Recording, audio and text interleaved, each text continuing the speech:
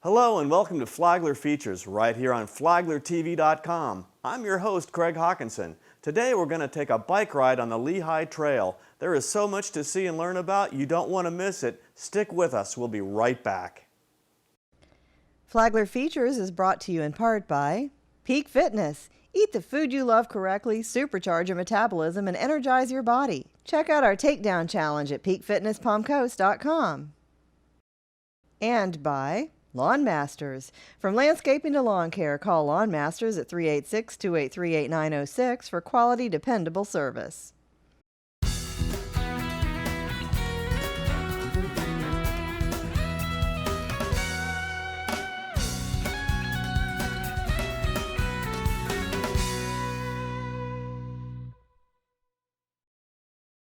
Hi folks, my name is Craig Hawkinson with Flagler Features right here on FlaglerTV.com. Today we're going to bike the Lehigh Trail. It is about a 6.5 mile trail that runs through Palm Coast, and we are here at the Eastern Trailhead. Let's get started. I do want to mention the very clean and well-maintained rest area that was our starting point. You will find restrooms, drinking fountains, a bike rack, and paved parking. A great place from which to start or finish your journey.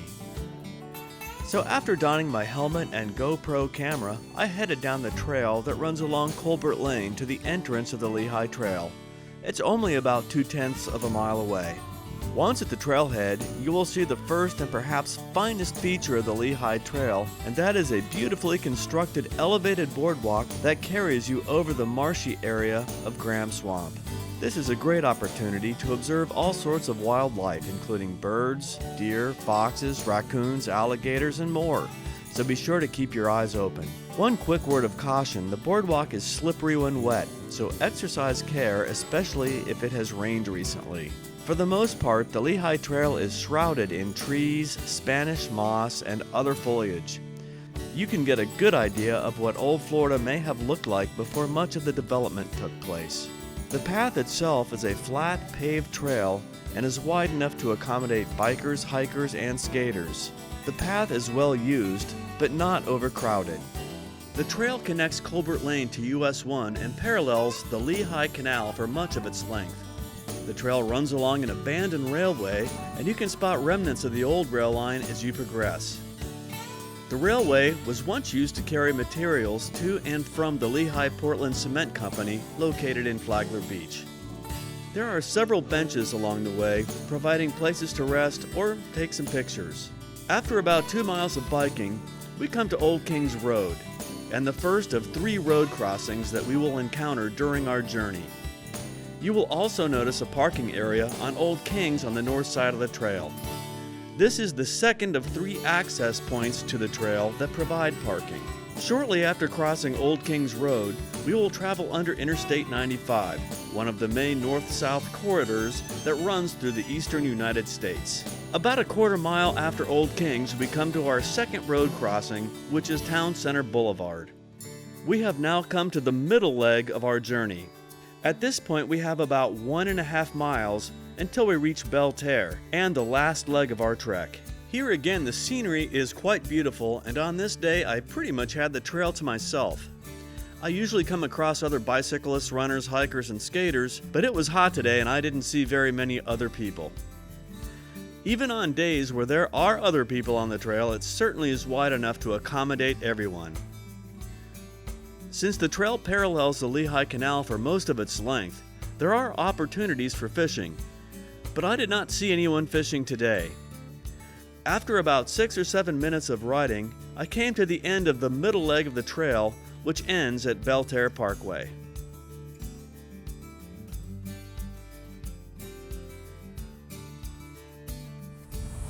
Hey folks, we've made it all the way to Belterre. It is a major north-south artery of Palm Coast. One of the really cool things about this part of the trail is they have this bike maintenance station. They have a pump if one of your tires has gone low. They have a bunch of assorted tools if a bolt has come loose during your ride. Really nice feature of this trail. Anyway, we're gonna cross Belterre right now, which is kind of a major road. but they do have a light over here, and you will see that as long as you pay attention to the traffic flow, you're gonna be just fine. So let's hit it. Before heading out, I should point out that this is the third access point with available parking. There are 2 lots on either side of Belterre. After crossing Belterre, we are back on the Lehigh Trail and the last leg of our trip. About 2.7 miles to go unless we want to take a little side ride, which I will talk about in a minute. Again, the path is tree-lined, and it's a pretty straight shot to US 1. There are a couple of canal crossings with really nice bridges. The first is about 3/10 of a mile from the Belterre trailhead. And the next one is about another 8/10 of a mile beyond that.